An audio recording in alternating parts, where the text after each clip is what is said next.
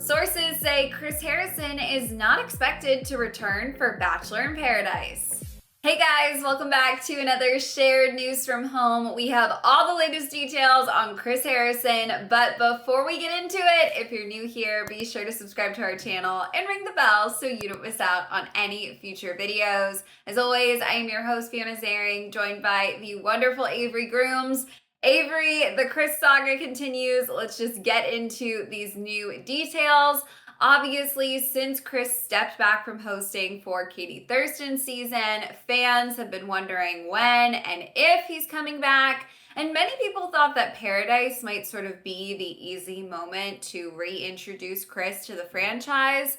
But a production source has just told E! News, quote, Chris is not expected at Paradise. It's not been mentioned at this point, but everyone knows he wants to return. A second source also confirmed that there are no talks of Chris coming back for Paradise. So, Avery, this is pretty interesting because Paradise is really not that far away. We know that they are already clearly in the pre-production phase for it. So, to hear that there are no talks of Chris coming back, there's got to be talks of somebody being there, right? I mean, they're clearly in the planning phases. So, this is pretty interesting. It seems like his return, if he returns, may take longer than we thought. I think so as well. If anything, I don't think he's that much needed on Paradise. I think I could see it being more meaningful in The Bachelor or Bachelorette, but they could just have Wells take on the hosting role at Paradise. He already does the bartending. And I feel like that kind of flows with the theme of Paradise. It's more like lighthearted, it's not as serious. And the host isn't that involved. So I understand why it's not that crucial that he comes back for Paradise or he's not even in discussions for the plans because they might have a totally new idea in mind. Yeah, I mean, of all of the programs, I definitely think that Chris's role in Paradise is probably the most minimal there. So you're totally onto something. They may be looking to, I mean, this is all just like speculation, right? But if they're potentially looking to reduce his role within the franchise permanently, whether that's something he's looking for, something they're both looking for, Paradise would be one that I could see him stepping back from, right? Because it's such a long time commitment. You're in Paradise, you're far away from home, and you don't really do that much. What could be interesting is since we're going to have 2 Bachelorette seasons and a Paradise season, the return, if he came back with that first season of The Bachelor after, a few seasons away, you're totally right. That could be more impactful. At this point, do you think it's trending in that direction or that we just may not be seeing him come back or we just still have so many questions here? I think it's trending in that direction because we know he's not on Katie's. We don't really know about Michelle's season, and now we're hearing he might not return to Paradise, and Michelle's season's in between then. And, if he appears on Michelle's season, I know people are going to be like, well, of course he did this on the Black woman season, taking away from that, or it's just going to turn into something else and put the attention where it's not needed. So I feel like it's the safest for him to come back when they restart The Bachelor. Yeah, it's definitely interesting. Obviously, this is one of those moments where the timing has to be right? They only get one shot to bring him back, to reintroduce him to the franchise, to clearly also, I mean, part of Chris Harrison stepping away is a larger conversation about the changes that need to come in the franchise. So that would give them 3 seasons in theory, right? If he comes back down the line for that next Bachelor season or Bachelorette. I mean, we don't even know, I guess. But that would give him 3 seasons away. That would give them 3 seasons, to show some change, just to promote some progress. And it could be a better moment a little further down the line. Who really knows, you guys? This is one of those moments where I would kill to just be a fly on the wall in those conversations. We don't really have any more details as to what Paradise is going to look like. All we know is that Chris, of course, at this time at least, is not in talks to be there. But these production sources did open up about what it was like with Chris being absent on Katie's season. And they had some interesting details to share on that front as well. They said that Chris's presence was missed because, quote, the guys always go to him for advice and view him as a wise older guy and the ladies go to him as a father figure. So interesting, but I could see, those dynamics there. During Katie's season, her contestants couldn't get the same advice from Tayshia and Kaitlyn, is basically what the insider was trying to explain. Like, it was harder for the guys to go sit down and hash things out with Tayshia than it would have been for them to go sit down and hash things out with Chris. They said Chris was also missed in the sense that he is the mediator and voice of reason on set. So this is all very interesting because obviously Chris Harrison has been such a staple in the franchise since its inception. He obviously plays a major role in front of the camera, but it almost seems like he plays an even bigger role behind the camera, right? The crew turns to him, contestants turn to him behind the scenes. So this feels like obviously we all knew it was going to be a very different season, but to hear people, from production speaking about how it really did have a different vibe overall is pretty interesting. Yeah, I mean, you can't expect the outcome when it's different people are going to give different advice. Chris's advice is coming from a place of hosting the show for 20 years, and then Tayshia's and Caitlyn's are coming from a place of experience of being a lead and a contestant. And that's all very valuable advice in different ways, but it just depends on who's asking for it. And then Chris kind of has that wiser, older intellect, just knowledge of being on the show. And I could see how that's missed. He was a key factor of just being on the show. His presence was needed. So I'm sure they were surprised or just kind of not used to not having him on the set yet. That must be very weird after like 20 years. But, like I said, different people are going to give different advice. And I could see how it might affect the guys a little more than if it were all girl contestants. But, Tayshia and Kaitlyn still went through the same thing they did. And their experience and their advice is just as valuable. Yeah, I mean, that's a really good point. So the source sort of elaborated on the sort of guys dynamic, and they said, quote, the guys didn't feel like they necessarily could vent or have therapy sessions with Tayshia or Kaitlyn. It's easy with Chris because he knows the drill and the process. But here's the thing, you make a really good point. Not only do Tayshia and Kaitlyn know the drill, know the process, they were in the contestant shoes, but they've also been in the Bachelorette's shoes. So it sort of feels like a missed opportunity to me. If I was a male contestant, which obviously I couldn't be further from that, but I'm trying to think like if I was in those shoes, being able to vent or have a therapy session with someone who's been in the mindset of the Bachelorette feels like it could have been a really valuable resource. So hopefully some of the guys were able to connect with them on that level because this could be a one-time thing, right? They could be the only group of male contestants who ever had that opportunity. So very interesting.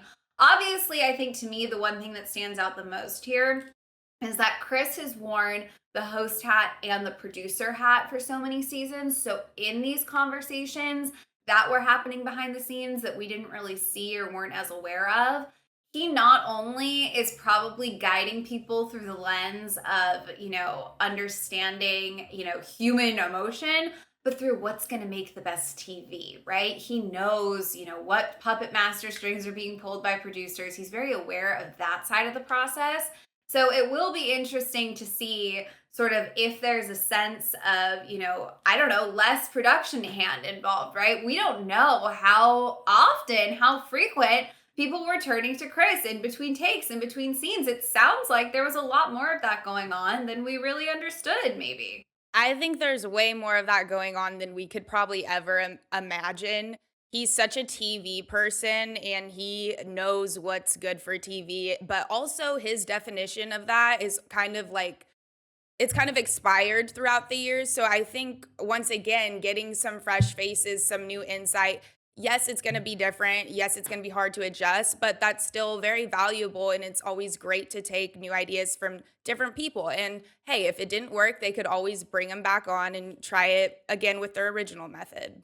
Yeah, I mean, that's the thing. It's like, of course, there's like that. Nobody likes change, right? Change can be difficult, but change can be really great. So it'll just be interesting, I think, to see if we can sense a tangible difference between, past seasons and this season. Obviously, there will be the right in our face differences, but I think it'll be crazy to see, is there any just sort of general shift in tone? Because clearly there was a shift in tone on set. And like you said, change can really end up being ultimately a positive thing. There are a lot of lessons to be learned from it. So who knows what will happen from here. Aside from Chris, the sources did share that the dynamic of the female hosts and the female lead was kind of a different vibe and sort of tricky for production to navigate.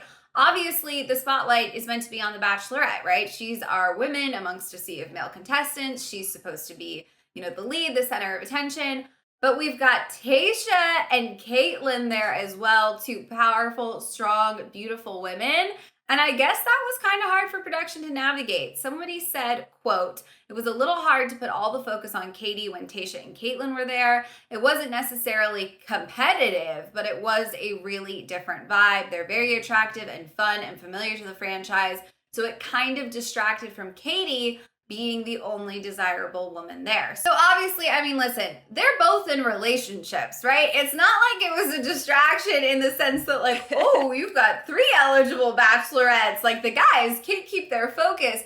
But I definitely do think as a, producer, they were probably trying to be like, okay, well, Katie's got to be the funniest. Katie's got to be the most charming. This is Katie's moment to shine.